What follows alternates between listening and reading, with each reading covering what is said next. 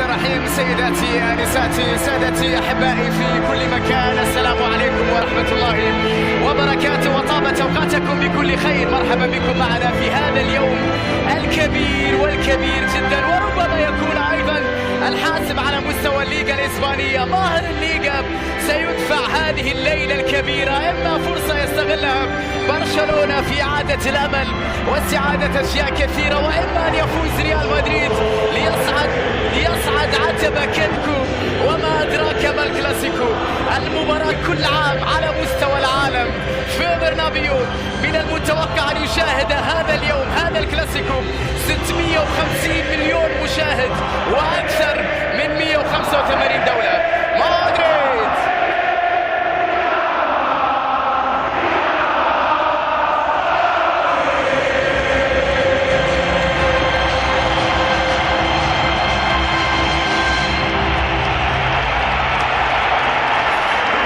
استقبلت جماهير بلافا مايور في كل مكان.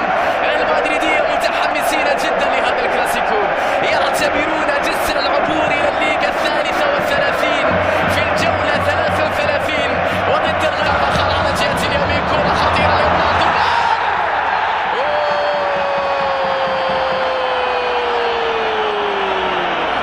كرة خطيرة للمدريدية، لكن الدفاع البرشلوني تدخل. دفاع برشلونة بداية قوية للميرينغي، صاروا في بين يديك الفخار، وكرة عرضية، الدفاع خطيرة للميرينغي.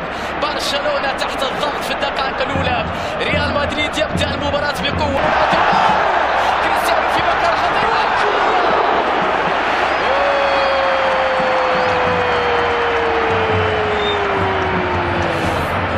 يا لها من كرة خطيرة جدا من كريستيانو. شوف صاروخ ماديرا، مشجعي برشلونة. سواريز محاولة مرور، ضغط عالي، وكرة تبقى بالسلامة للويزيتو.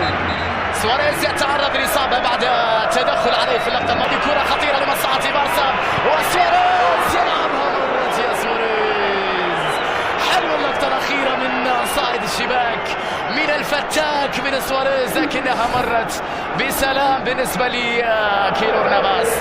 10 دقائق فيها عبارات تهديد، فيها رسائل تهديد، وفيها بالتأكيد بعض الفرص الخطيرة من الجانب. خطيرة جدا لريال مدريد، والكسر من الجرد السريع. سواريز على الطاير، مرت بعيدة. يا لها من كورة، يا لها من فرصتين، يا لها من محاولتين. هدف ضاع على مدريد، كرة أخرى خطيرة جدا ضاعت على برشلونة. الهدف لا زال، ورونالدو عند الكرة، محاولة لكريستيانو، وتألق لتير شتيغن. خطيرة جدا لمصلحة ريال مدريد، لكن تير شتيغن شوف صاروخ ماديرا، شوف رونالدو اليوم. بالسلامة إن شاء الله اليوم، بالسلامة إن شاء الله اليوم، لأنه ميسي عندما يصاب هذه ضعها بين قوسين. كرة القدم تصاب، عندما ميسي يصاب كرة القدم تصاب، لأنه من أفضل من يلمسها في العالم. ميسي يتعرض لإصابة بعد تدخل من جانب مارسيلو، وبعد ذلك استمرت هجمة ضيعها كريستيانو رونالدو، مع تألق كبير جدا لتير شتيغن في ردة فعل ممتازة أمام كرة النجم. مدريد خطيرة جدا من جانب مارسيلو، تمريرة بينية خطيرة تصل عند كريستيانو، بعيدة من رونالدو. دوك خطيرة جدا من رونالدو، عدت اللقطة الأخيرة عالية من كريستيانو اللي عنده إصرار كبير جدا على أن يسجل، ولمسة وكورة ومحاولة وبيل، ولكن بيكي يتدخل بشكل رائع. يا لها من كورة خطيرة جدا لريال مدريد، ويا له من الانقضاض كالوحش، وكورة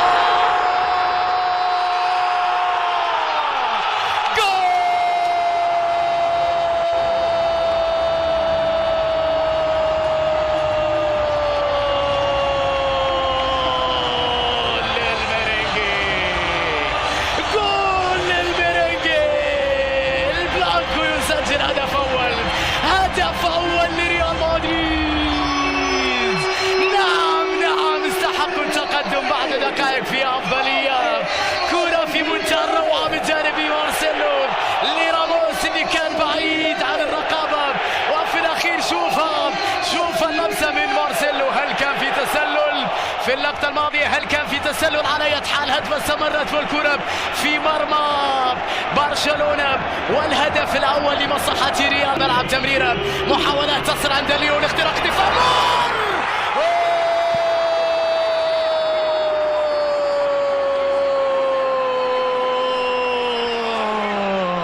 هدف التعادل يا ليون.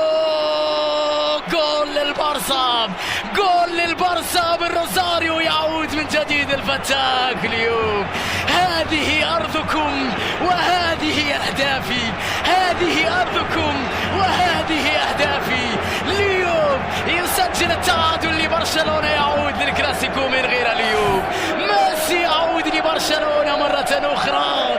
يا لها من مرور، من مهارة، من عبور، من إمكانيات هائلة من لاعب استثنائي. هدف التعادل يأتي لبرشلونة، هدف ريال مدريد. هذا النوع من المباريات خطيرة للوكا مودريتش، وكورة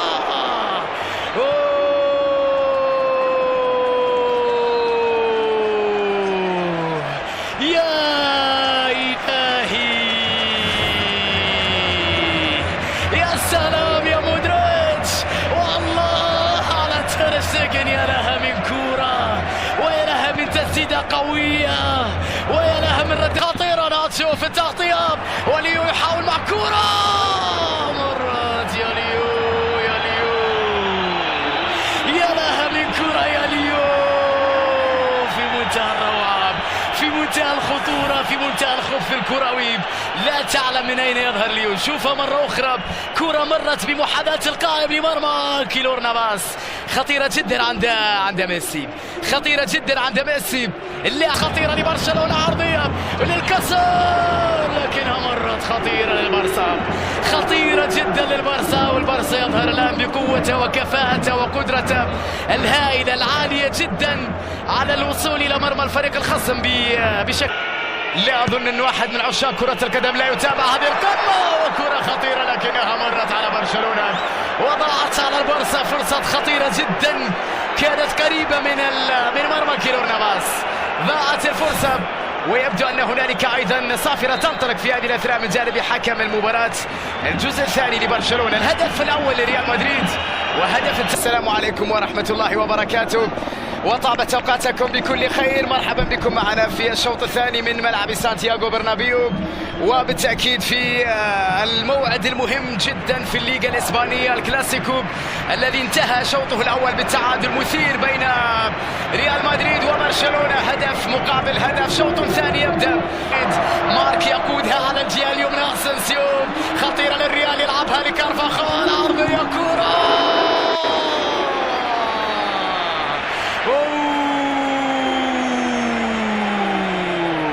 الثاني كان قريب من الميرينجي. الله على الكرة، مارسيلو يلعب كرة لتوني كروس، وكرة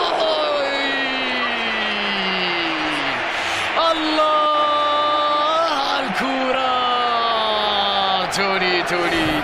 توني كروس، خطيرة جدا، كرة ألمانية متحفزة منتظرة، ومارسيلو لتوني، وكروس عرضية داخل منطقة الجزاء، تسلل في اللقطة الماضية، وضاعت الكرة على ريال مدريد بعد أن حل وجاء في مكان التسلل توني كروس. شوط أول جيد المستوى، شوط ثاني يبدأ ريال مدريد بقوة أكبر بحثا عن هدف ثاني في النجم الألماني الدينامو في وسط الملعب، يلعبها لمارسيلو، عرضية خطيرة بالراس،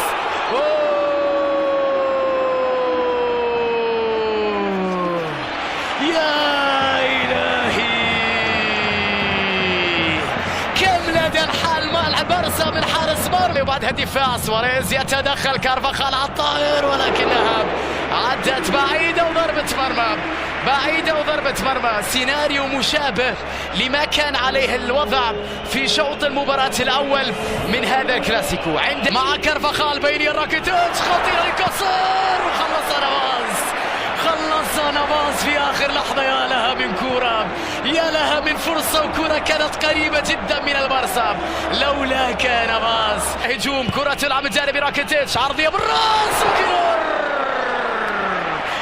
كيلور نافاس أمام بيكي. لها من كرة خطيرة جدا لمصلحة البارسا، لكن كيلور نافاس يوم الحراس، يوم الحراس في الكلاسيكو، يوم الحراس. واحدة من تير شتيجن، ثانية من شتيجن، ثالثة من شتيجن من أجل الوصول إلى مرمى البارسا. مارسيلو عرضية بالراس وبعدها الدفاع.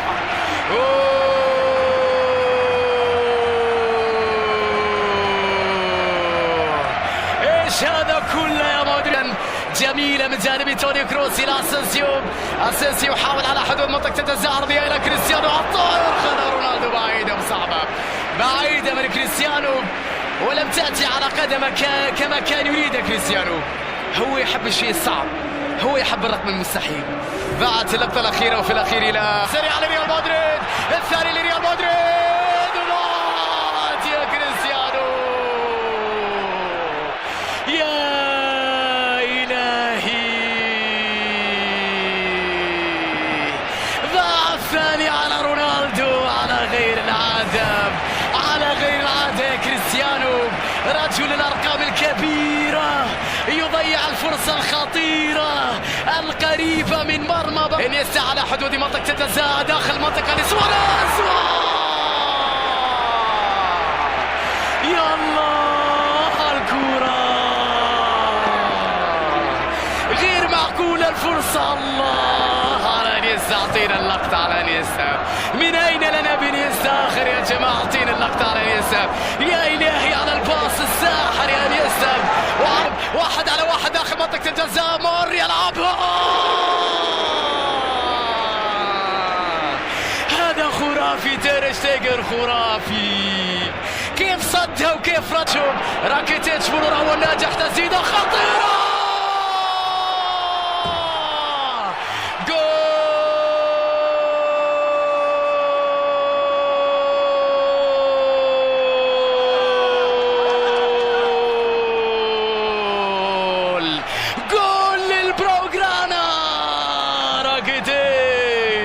راكيتيتش لبرشلونة، ضربة رائعة من خارج منطقة الجزاء. البلاوغرانا في البرنابيو يتقدم 2-1. إيفان راكيتيتش ابن الكروات، ومن لا يسجل الأهداف يقبلها في مرماه يا مدريد. الثاني لبرشلونة، الثاني لإيفان. الضربة من راكيتيتش، التوقيع من إيفان، الروعة من النجم الكرواتي في الزاوية، صعبة كرة جنب. وبعد ذلك صراع بين ميسي ومودريتش، وهذا راموس، خطأ على راموس وإنذار، خطأ على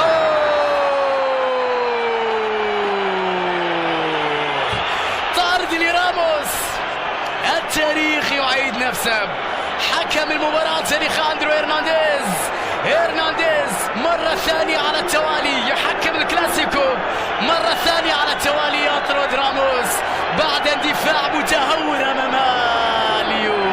أمام ميسي وردة فعل مشجعين على قرار الحكم. الطرد المباشر. كارفاخال كانت من خامس، رودريغيز قوية لكنها سهلة لتير شتيجن، سهلة لتير شتيجن. وين الكلاسيكو اليوم؟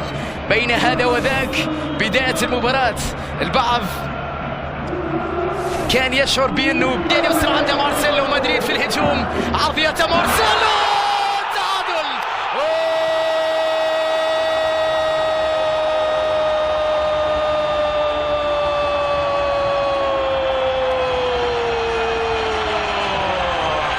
ابن كولومبيا يعيد الميرينجي. خامس رودريغيز، تغيير من ذهب يا زيدان. الثاني لريال مدريد والتعادل لمدريد.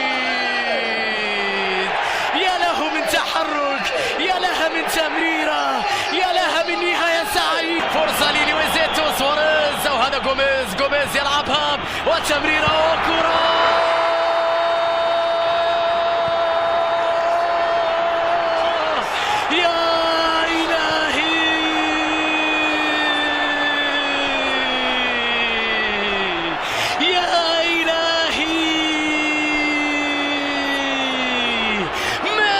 لديكم لا خوف عليكم، ميسي لديكم لا خوف عليكم.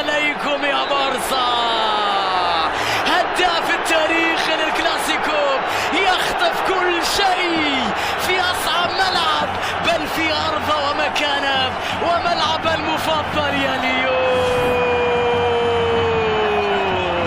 يا بالروزاريو، يا له من تحرك يا سيرجي. وبعد ذلك صافرة الحكم تنهي كل شيء لتؤكد فوز البارسا وإبقاء اماله وحظوظه في الفوز بالليغا بعد الفوز بالكلاسيكو. وإن كان ريال مدريد لا زال لديه الفرصة ومباراة مؤجلة، وهذه لقطة ختام للاستثناء في كرة